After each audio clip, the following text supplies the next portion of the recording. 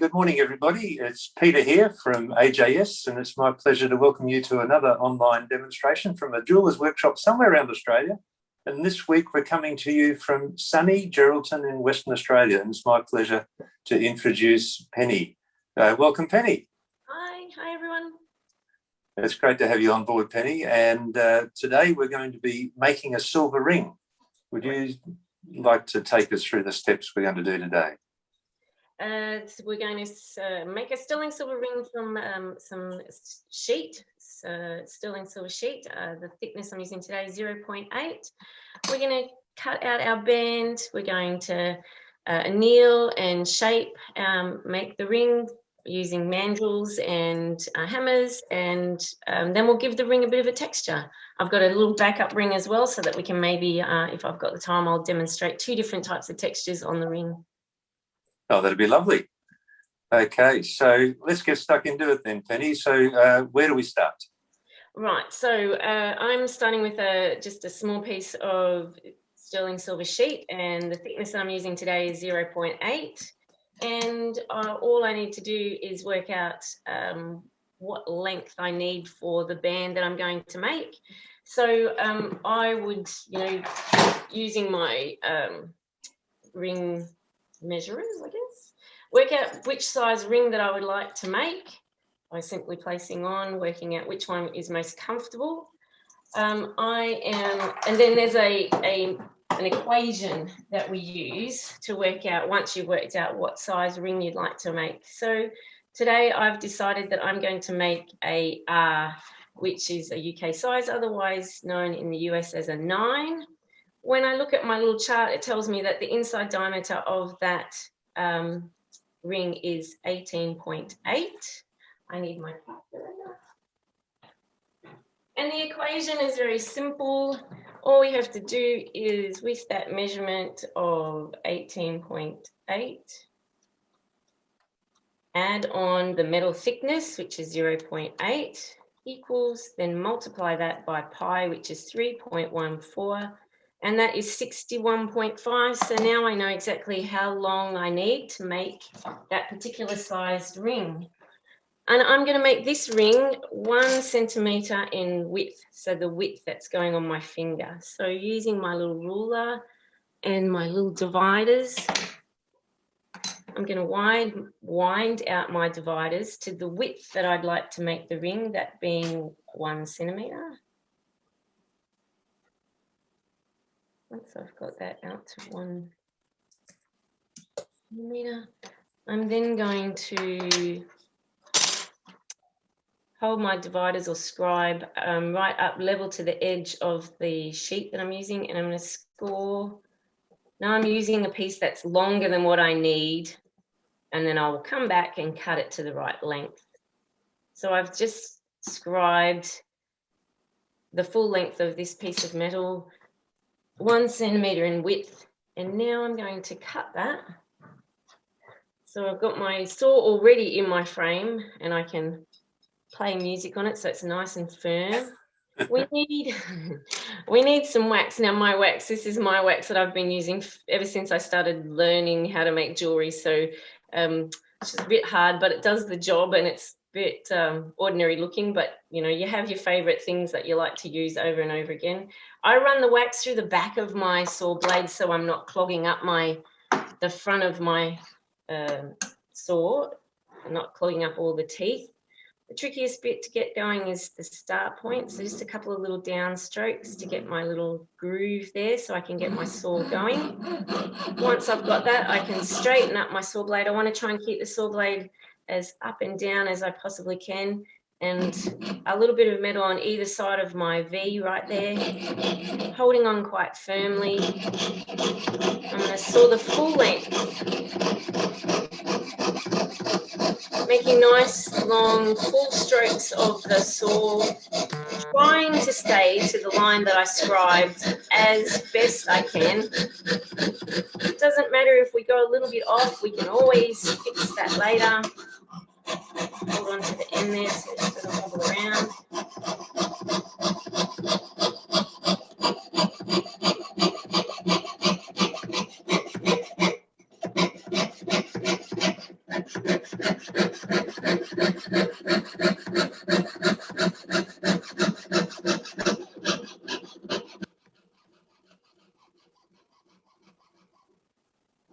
So I approach the end of that sheet, just slowing down to cut through to the end. And another tip I could recommend is that measurement that we just worked out, just write it down on a piece of paper so that now when I come back, I can remember what it was, but I can remember that was 61.5. So back to my ruler. And you might choose one end that's better looking than the other. Keep the better looking end and chop off the end that's not looking so great. 61.5, measure that out. That's how long we need. Right there.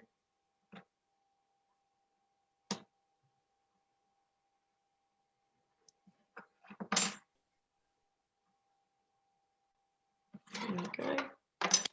And we want to try and keep this line as straight as we can, because it's really important that the two ends, when they come around to meet, are as flush and tight as we can, because solder is a joiner, not a filler. You cannot use solder to fill a hole.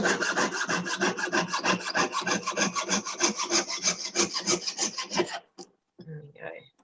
How'd you go, Penny? There we go. I think I've done okay. We'll see what happens when I bring it around. Straight now, but we'll see how it goes. All right. Keep everything. Keep all your scraps. You just never know when you might need that little bit. Be very important for something somewhere. So there's a couple of little steps that you can do now. Depending upon how well you did with your sawing there, you might need to do a little bit of tidy up. I haven't done too bad this morning, but I'll just quickly show you should you need to. Using a clamp, ring clamp, I usually just pop in the metal where I need to file. It's got a little wedge, pop the wedge in. You can either give it a big bang on your bench or use a hammer to give it a tap. And then I'm using your bench peg and your file. You would file that little area that perhaps is not as straight or as flush as you would like it. And constantly turning your metal so that you're working as flush to the metal as you can. I'm not going to worry too much. I've just taken a little hump out right there, but I've got other ways to get that nice and flush. That's looking pretty good. So the next step from that, this is quite hard. So we need to anneal the metal now. So I'm going to go to my soldering station and anneal this piece of silver so that I can start turning it into a ring.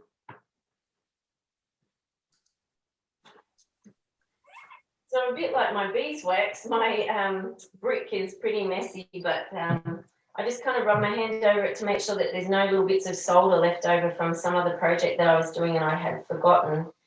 Now I've had a little bit of, my gas has been a bit ticky this morning, so hopefully it's not too crazy for us. Slowly feed in the green, the red, and then I'm now slowly going to feed in the green.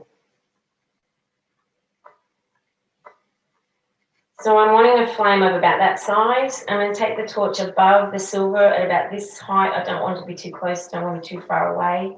And I'm just going to slowly and rhythmically move across the metal. And I call it chasing. So once I can see the heat moving fluidly from one end of the silver to the other, in right there, then my piece of metal is annealed. Green first, red second. Using some steel tweezers, I'm going to pick that up and quench it in some water. Put it back down. Then using my copper tongs so that I'm not putting steel into my pickle. Just going to pop that into the pickle pot to clean up. We'll leave that there for a few seconds. And then we can move on from there. I'll just take this opportunity, Penny. Gail has said good morning, so she's pleased to be on board. And also Amanda, she may know you. She says she loves your work and one day she's going to do a workshop with you. So, cool. Yeah. Nice, thanks for joining this morning. Definitely. Yeah. I would love to have you come and do a workshop with me. So, we're coming to you from sunny Geraldton. So please pop in the comments where you are viewing us from this morning. That'd be great. All right, my piece of silver's all cleaned up now from the pickle pot. I've just quenched it, just rinsed it off in some bicarbonate soda and water, so that neutralizes the pickle. And then I've just rinsed that off in some more water. Coming back to the bench now. So the pair of pliers that I'm going to use, one jaw has a half round and the other jaw has a flat, just to help not mar up my metal. And I always keep the half round on the inside of my ring. There's no real wrong or right, which is the inside of the ring. You make that decision by looking at your piece of metal. I think that this part here, it's already starting, it's got already got a little bit of a curve. So I'm going to keep following that curve, putting my half round on the inside of my ring, or what will become the inside of my ring. And I'm not trying to make it into a round ring at this point. We actually probably want more of like a D kind of shape. All I'm doing is bringing those two ends up to meet so that I can then join them. So I'm going to turn that in that direction, then I'm going to turn the other, bring it back around. And I just keep working the metal. And I like to say we need to conquer the metal. We need to be in charge. We need to tell it where we want it to go. So just keep moving it until you've got those ends as flush as you possibly can. This is where we can tell how straight I saw that piece. So I'm just manipulating this more. I use feel a lot too, so I run my finger over the top, and when I do that I can feel one area is higher than the other, so that means I just need to manipulate that little piece down a little bit. Now it's more flush. The other side is looking a little high. Keep tweaking it. It's really important that these two ends are as flush as they possibly can be. I also kind of hold it up and look through it to see if I can see any light shining through. You don't want to see any light shining through at all either. So I haven't done too bad a job this morning, so. And yep, so Dawn's joined us from the northern beaches of Sydney. Welcome, Dawn. And Amanda says she's got a few of Penny's creations. So there you go. Yeah. So you've made a D shape there. Yep. Penny. How does that go? Yep. We got it. Perfect. So yeah, I'm not worried about it not being round at this point, because the most important part is getting that join. It's a bit hard to tell with the light there. Yeah, no, we got it. Yeah, as flush as I possibly can. Looks pretty good to me. No light, no holes. So that's ready to solder now. So now I'm going to go back over to my soldering station and solder that join. So I use my third arm, and we don't want the ring way back in the tweezers, because the tweezers or the third arm will pull heat away from my ring. So I've just got it out in the very ends of my tweezers there. I've got the join facing down, and I'm going to flux on the inside of my join and underneath of my join. And I want a nice amount of flux on there. We can burn the flux off, and we need the flux to keep the metal clean and so that the solder will flow. I'm using medium today. I am a bit of a fan of medium solder. I seem to use that for a lot of my projects. Unless I had many, many components that I was soldering on to one piece, then I would start with hard and work my way down through to easy. But when I'm holding my workshops, I like to just use medium so that we need not too much heat, and we need enough heat to make that solder flow. So I've just cut lots of little slits into my solder piece of solder there, and then I'm going to cut across to make tiny little squares, which they're called pallions, and pop them on in my little brick there. And I will probably use 2 to 3 pieces, depending. I'll see how I go once I get them in place. So I like to melt my my flux just a little to make it a bit tacky or sticky so that I can put my solder in place and it won't move around because the flux bubbles and goes all over the place. So just this point, making that flux tacky or sticky, if you like. So it kind of goes glassy clear, so that's looking pretty good there. Now I'm going to come down to my little pieces of solder that I just cut, and I'm going to make them into little balls. Just running the heat across the solder, there it goes. Using my pick, a little bit of heat on the pick and the solder. I'm going to place one at the back, and it's a bit of a rolling action to get it off my pick, not too much heat. Okay. And one more bit maybe.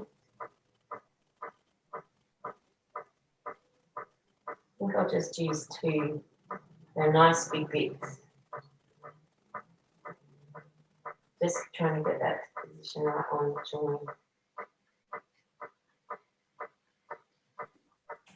Okay. So I'm right hand dominant, so now I've put the torch in my right hand. I've put the pick down. Chances are I probably won't need to use that because I've made my flux sort of sticky and tacky. My solder shouldn't move. The only reason I should need my pick now is if the solder was to move out of place. So I'm going to come up on top of the ring because I need the whole piece to be hot for the solder to flow. So I'm just going to heat the top of the ring up a little. And then I'm going to come underneath the ring and move it underneath.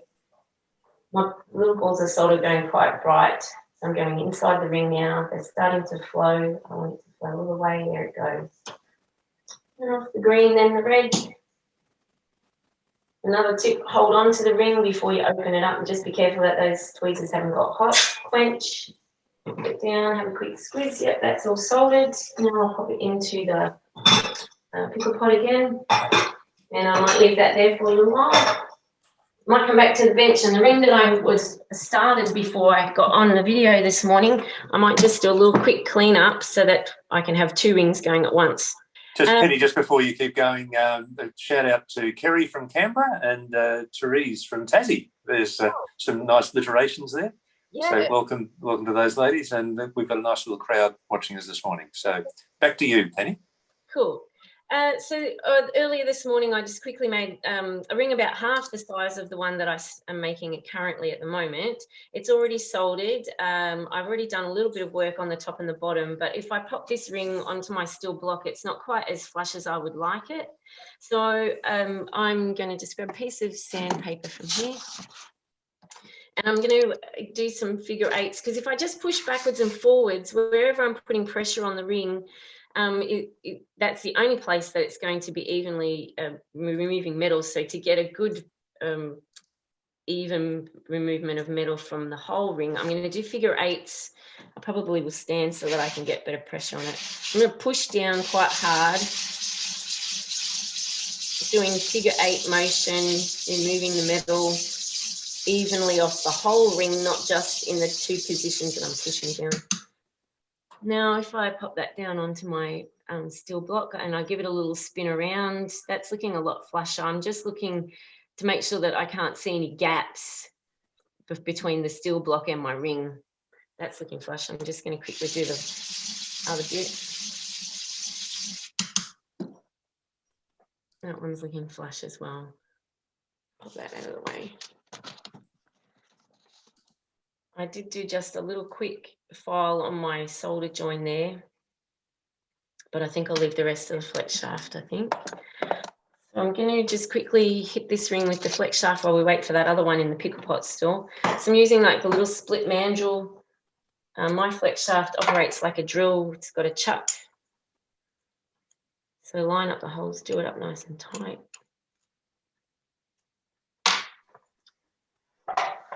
My pedal, holding onto my ring, I'm just going to sand the ring.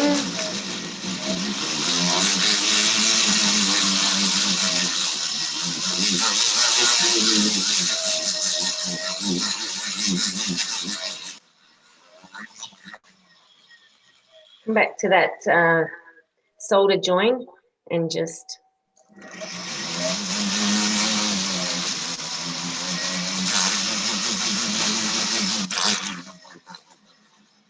I want to keep the flex shaft moving at all times. If I just hold it on there, it will just sand a big divot in there, and we certainly don't want that. We've got to keep checking the metal, make sure we're not sanding too much away as well, making any area on the ring thinner in one place to the other.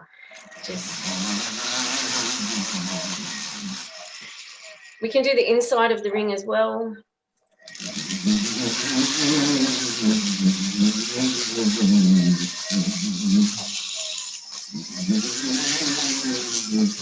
And I like to keep turning my ring, because even though I think I'm holding it nice and flush, potentially as I move around, I may be causing the flex shaft to move down or up, or working on one area rather than the other. And when we're using the sandpaper on the flex shaft, we're only just using the maybe 2 centimeters of the end. So just rip that off and keep working on your little strip. I'm going to go back and grab my other ring out of the pickle pot now.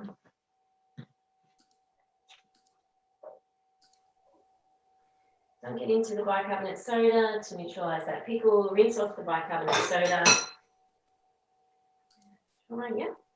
Manage to get that all nice and solid, or run through back to the bench. While you're coming back, Penny, I'll say good day to Annie, who's loving watching this from Melbourne, and Wayne, who's coming to us, an international viewer from Auckland. Oh, nice. In his lockdown there. So welcome on board to you two and to the others. Right, the next step, pop my other little ring that I was working on aside. The next step from the wider one that we're working on, you want to just check inside your solder, to make sure that they've got no sort of lumps or bumps in there that may show up on the other side as we pop it on the mandrel. That's looking pretty flush, so I'm not going to do anything about. I don't have to do anything with that. Sometimes you might need to grab, I use a needle file and just go in and just sand off any little lumps or bumps that I may have, maybe the solder didn't flow as smoothly as I would have liked, or whatever, but that's looking pretty good there. I'm using my mandrel now to shape the ring. We're going to turn it into a ring now. So popping it onto the mandrel using rawhide hammer.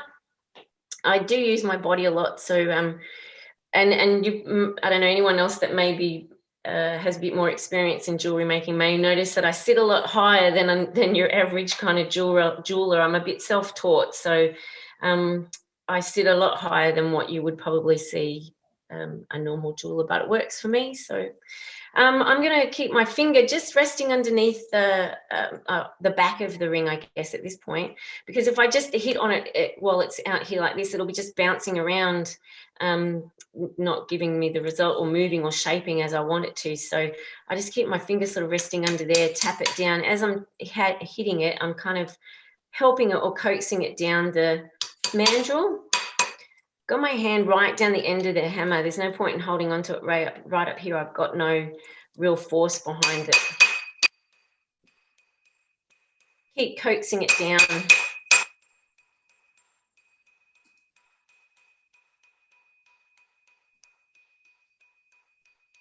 Good heavy blows.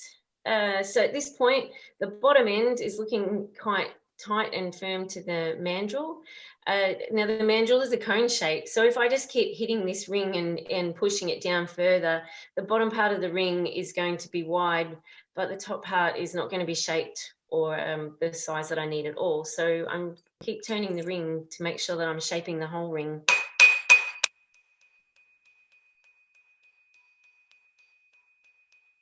Turning the mandrel as I hammer as well to make sure that I'm getting everywhere on the ring.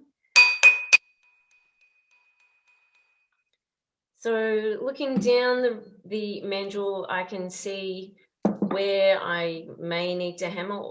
There might be a little area a little bulge that you can see that you might need to come back with the hammer and just give it a little tap into place. Turn it over, check the other side now that I've swapped it around.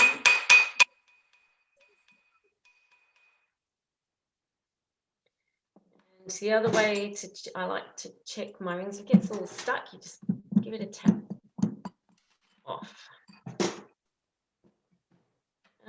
Pop the ring down. Sometimes it's best to pop it maybe on your steel block so that you can have no sort of weird colours showing through anything, and look through the top of your ring to see if it's round, and check both sides, because like I was saying, the mandrel is a cone shape, so maybe we've worked one side more than the other. Just make sure that that's looking nice and round. That looks pretty good to me. I think I've made that nice and round there. If I pop it on the mandrel again, just check one more time. That's looking quite good. There's no little gaps that I can see when I look down the mandrel. So I'm quite happy with that. So now I can work on the top and the bottom. So I've got just a tiny little lip there that I'm going to just file. The other end is not too bad. So I'm using a half round file. It's a 0. The area that I want to work on, I keep away from me so that I'm not working on this area out here, because really I just want to file that little lip. I don't want to file this bit out here. This is looking nice and flush. Just a couple of really good firm file strokes away from me. That's got rid of that little lip. It doesn't take much at all to remove metal.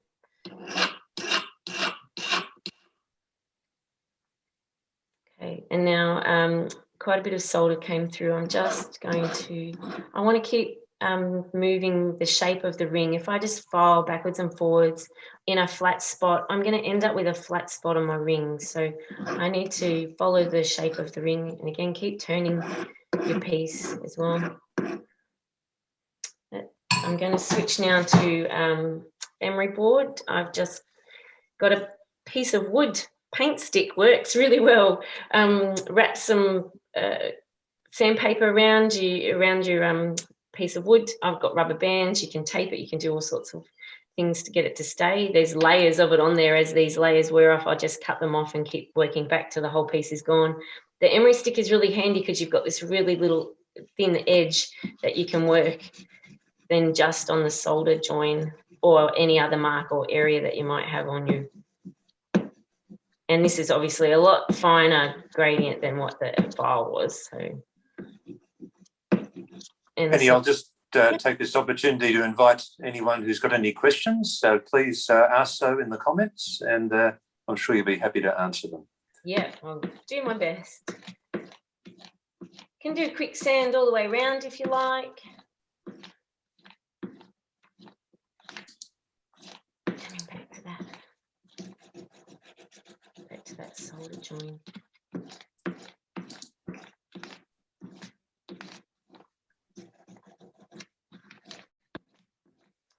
Okay.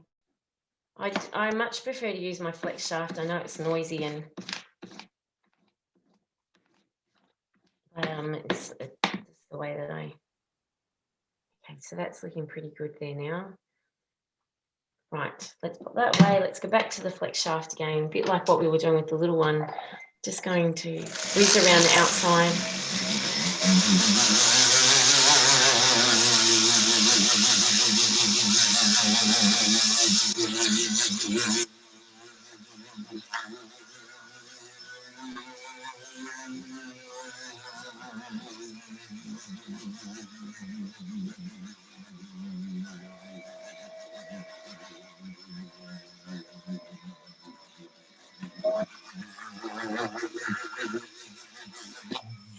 Okay, turning the ring.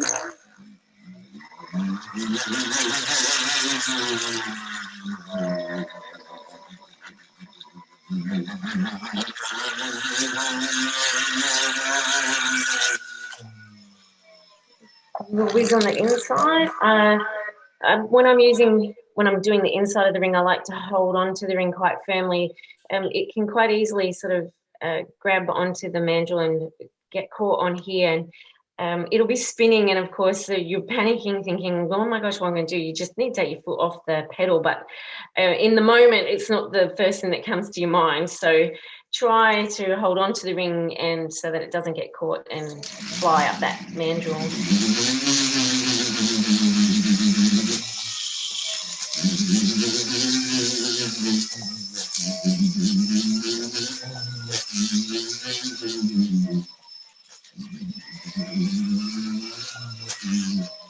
You can always do the top and the bottom as well.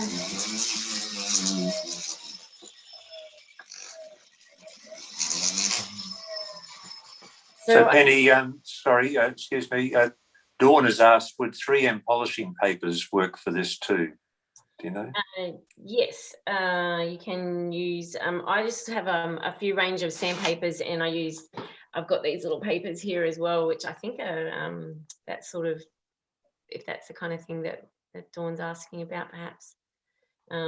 These, I'm pretty sure these are like a 3M paper, really super flexible, and lots of different gradients as well. And of course you can always, you know, change over to, if you've got any stubborn areas, like on my little one I've got quite a bit of solder on the inside as well, change over to an actual sanding disc, which is a bit more than what the sandpaper is. And I have this little box beside me here which has got all sorts of little bits and pieces in it, and my sanding wheels, I have many sizes going at once. So there's another one that's loose as well, because a brand new one won't fit inside my ring, so I need something that's a little smaller that can go inside my ring. So I keep all sorts of different sizes running at one time. So I hope did that kind of help? Yeah, Dawn said yes, it did help her. Thank you very much. So I haven't really worked on the top and the bottom of this ring, checking whether it's flush or not. I've really just worked on the surface of the ring. So I'm just going to quickly come back to the sandpaper and do some figure eights on this one as well. That little bit of filing that I did, got rid of that little lip, but I just wanted a bit more flush.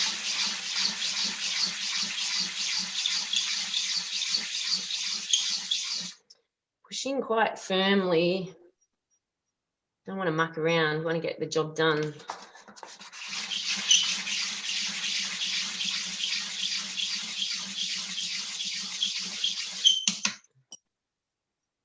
Sorry for the squeaking. No, that's fine.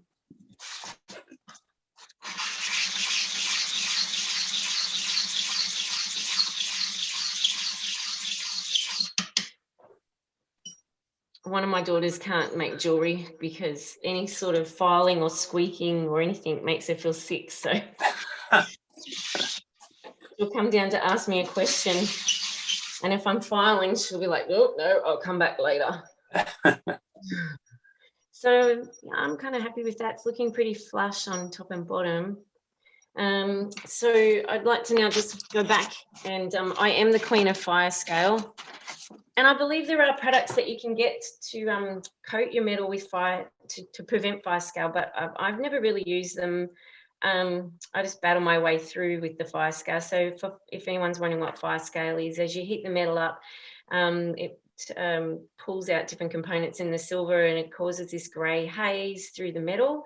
And at the time, you might sort of think to yourself, it's okay, I'll just leave it, I won't worry about it. But in a couple of weeks, the grey haze, because as you polish it, you can't actually see the fire scale. It looks like it's disappeared. But in a couple of weeks' time after wearing your ring, that grey haze will become very obvious, and then you'll be regretting not just spending that little bit extra time working on it. It's probably a little hard to show on screen what it looks like, but because it's very hard to sort of spot unless you know exactly what you're looking for. And for me, I usually put the ring down and look away from the ring, just turning to see where my fire scale is. So I've got quite a bit in that band. I'm just going to work on that for a little bit longer. Just bear with me. I might even get myself a new piece of sandpaper, something that's got a bit more guts to it. So if I'm putting in a new piece of sandpaper in my Mandrel, because sometimes it's just little things that you can pick up from somebody to help you remember how to do things. If I'm right-handed, I've got my flex shaft in my right hand. The sandpaper must be facing me, the actual bit that I'm using, the sandy bit of the sandpaper. A couple of little folds to get that stay in my little split in the Mandrel. And then coax that around. It won't stay in place, but if it just started. Now when I start it up, it's going in the right direction. If I'd had it the other way, it'd be spinning in the opposite direction. So I just get that done.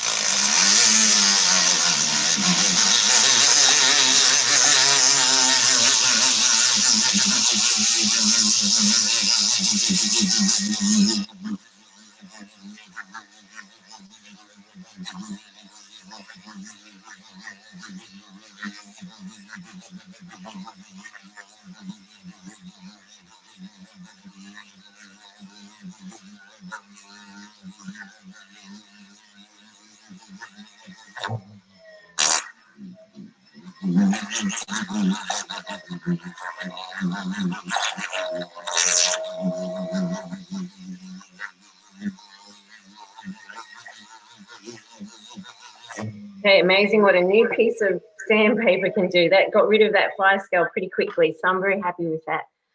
Thought I was going to have to annoy you with that flex shaft for ages, but that's done the job, so very happy. I'll just maybe grab my other little ring that I was working on earlier today and quickly whiz it as well.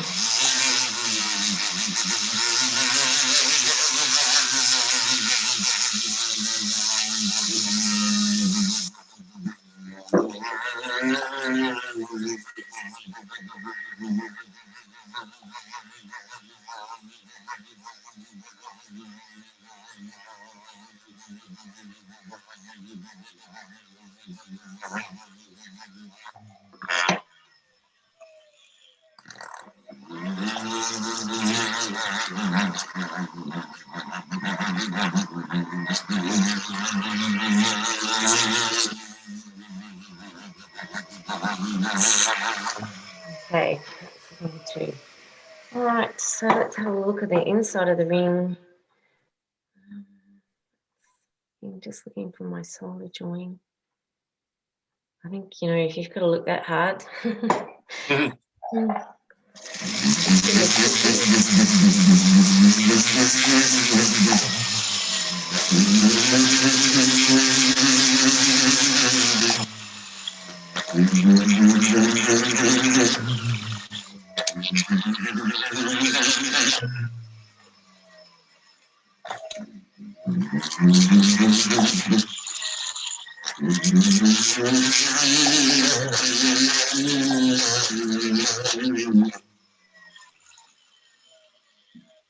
All right. Okay, I'm pretty happy with that now. They look pretty, no fire scale, maybe a little bit more on that inside there.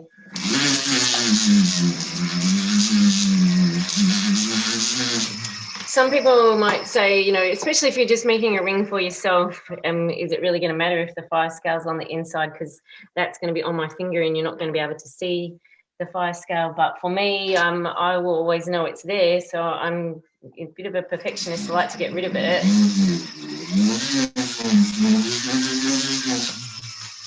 It will really show up as a really horrible grey stain on the ring, and that's just not something that we want on our jewellery at all.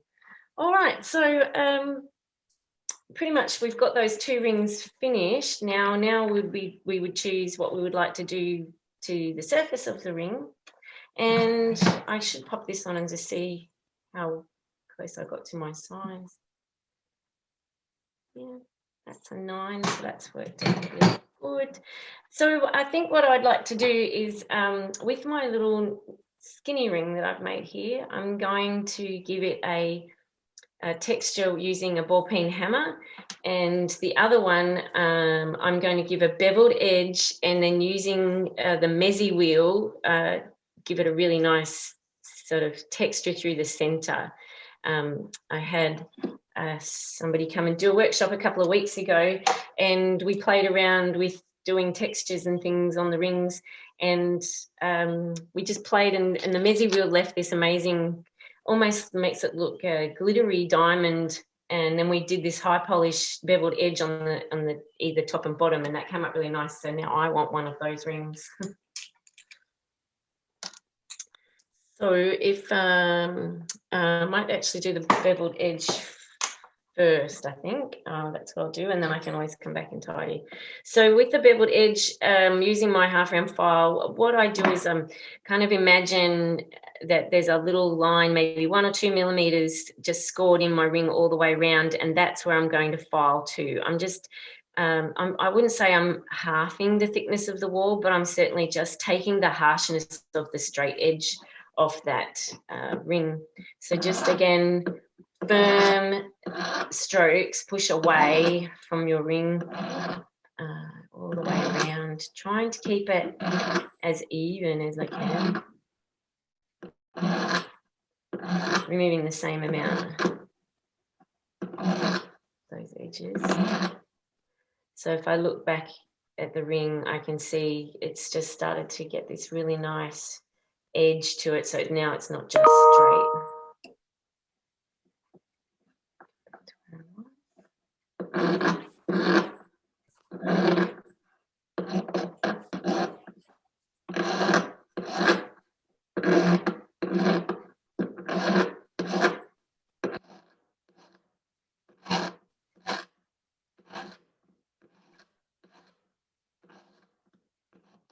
All the way around.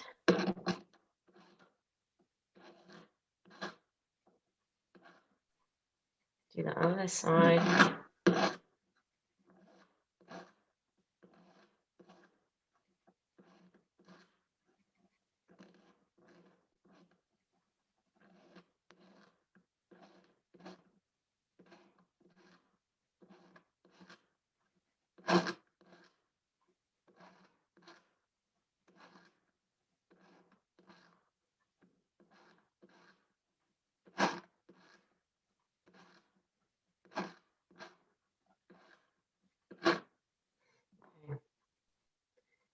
So that's just taking the harshness off the edge. And I'm going to do the mezzi wheel now, I think. And then I might come back and tidy up any of that little edge if I need. Depends on how carried away I get with this wheel. So the mezzi wheel is just a really rough sanding wheel, I guess. I like to go on an angle because rather than go this way.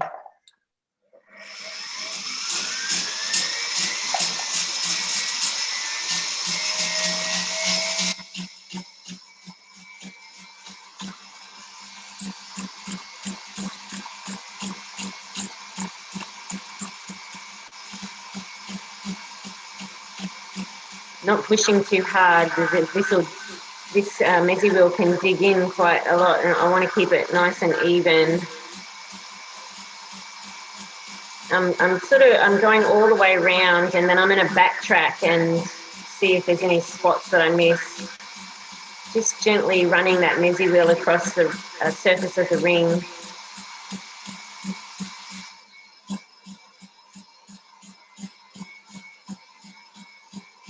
And I'm really just going to the edge that I filed, creating that bevel edge.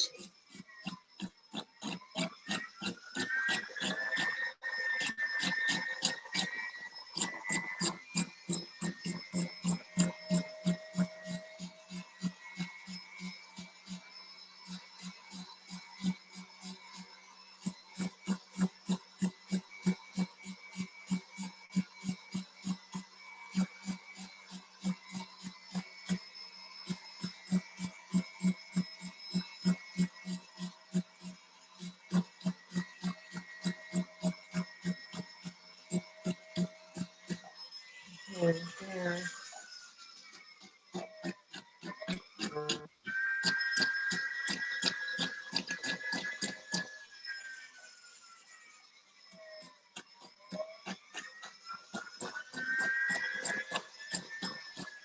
Now I'm just checking to see if there's any little areas that I may have missed, just making sure I've got it all.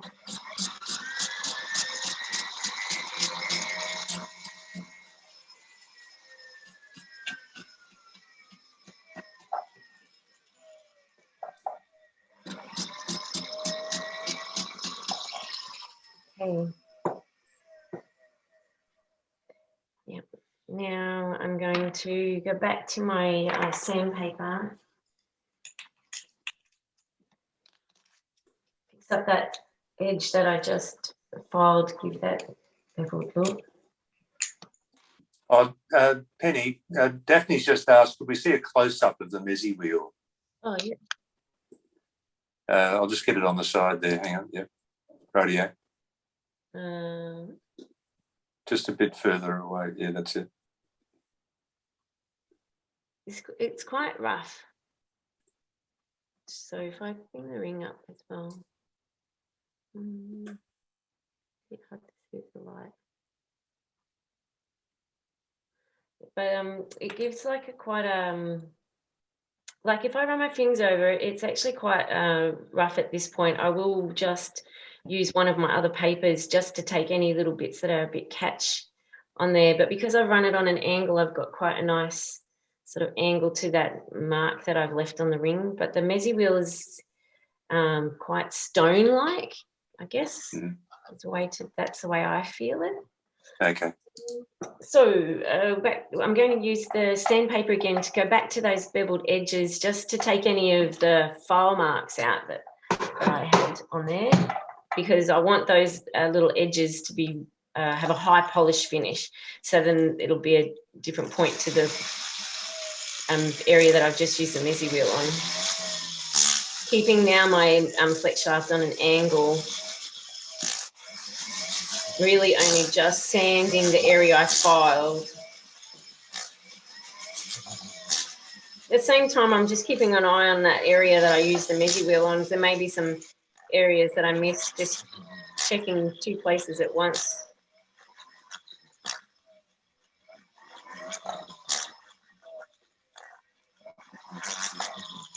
Do the other side.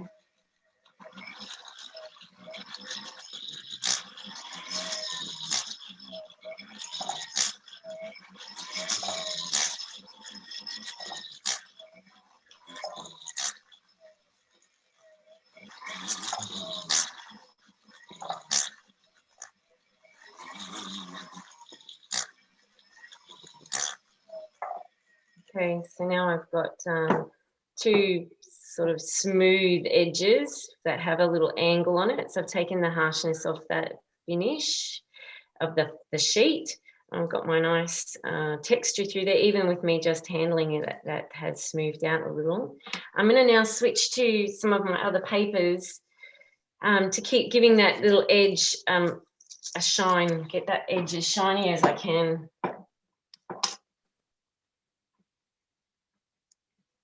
Okay, same sort of process, just a little fold over at the end. That on there.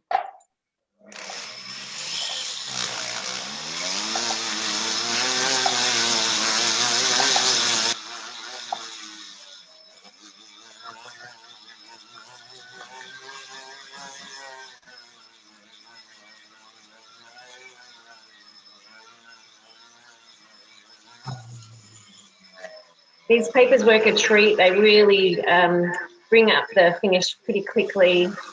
And because of this texture that I've put on the ring, I really don't want to use any polishing compound because it'll just get stuck in the ring. I really don't want to touch the middle part too much more anymore with anything else other than maybe some of these soft papers. That first one's already started to bring it out nice, quite smooth. So I'm going to also go on the inside. So I'm going to work on the inside of the ring now as well.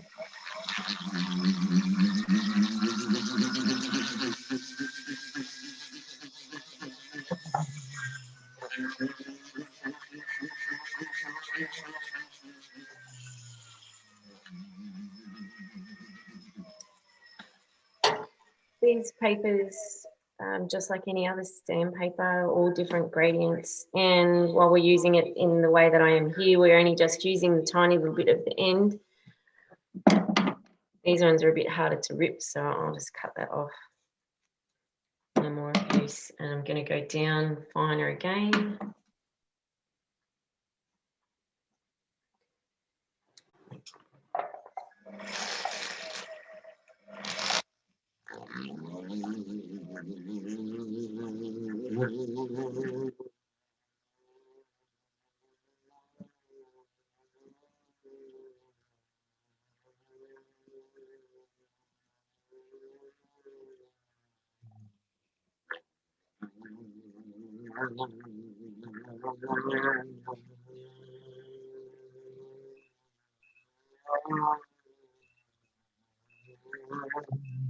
Yeah, really starting to get nice shine there.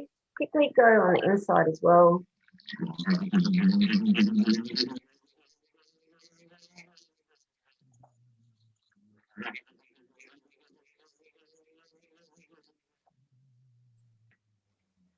nothing like that feeling of putting on a ring, and it has that beautiful satiny soft feeling to it. I'm going to go down one more. It's starting to get quite nice shine on that edge.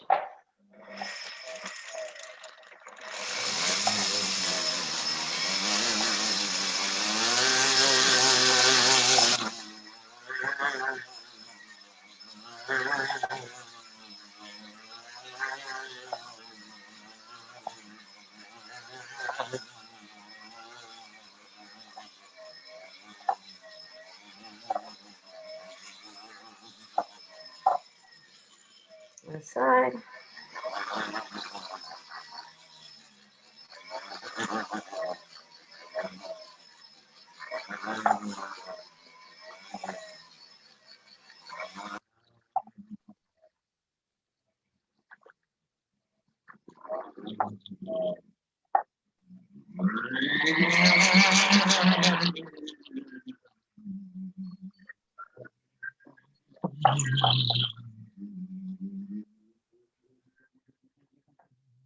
Right.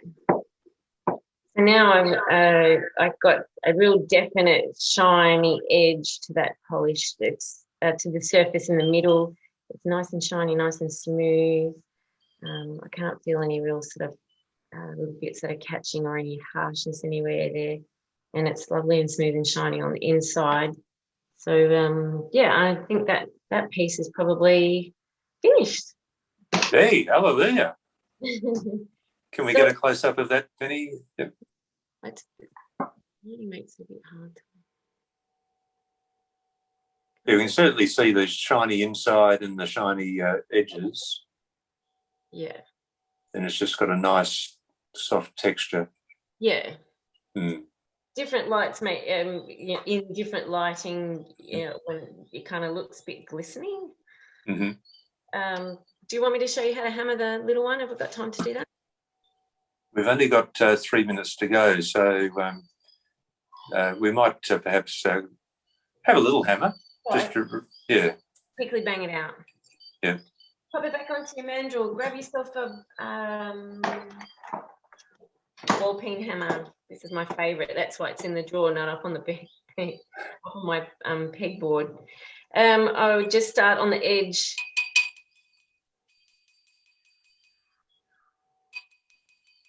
All the way around.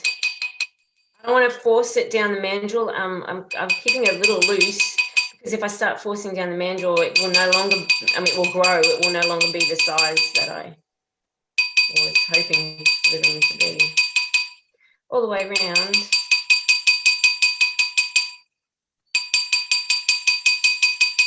How hard you hit, it's entirely up to you. How big a dent you want to leave in your ring, what kind of mark you want to leave. Take it off, pop it on, do the other edge.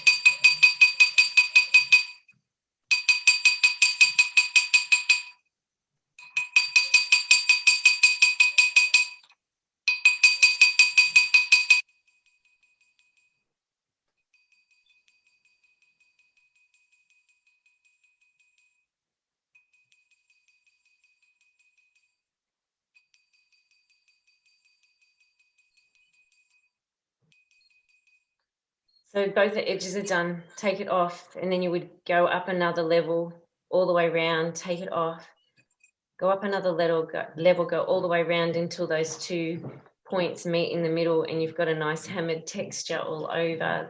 This one's one that I've done previously. Okay. Hammered edge, hammered texture on it. Again, another, and when the light shines on it, it gives a different look to the metal. Yeah, lovely. Dawn says gorgeous, so she's impressed. Thank you, Dawn. If there's any other final questions or comments, please send them through, and that'd be lovely. But Penny, it's been a great introduction to how to make a silver ring today, so thank you very much for that. Thank I'm you. Sure. Yeah, just some comments here. Gail says, thank you, Penny. That was awesome. I particularly like your formula for sizing rings. There you go. And just see if there's any other comments or questions coming through. Amanda, beautiful work as always. Thanks, guys. So thank you, Amanda. Thanks, Amanda. Yeah. So, Penny, well, thank you so much for that today, and we'll look forward to having you back in the near future for another demonstration. And thank you to all of our participants online. Really appreciate that. And we'll see you next time. Annie has a final comment. Thank you. I've learnt some cool tips. Good, thanks. That's what it's all about. Thank you so much, Annie, and thank you, Penny. No worries. Thank you. It's been fun.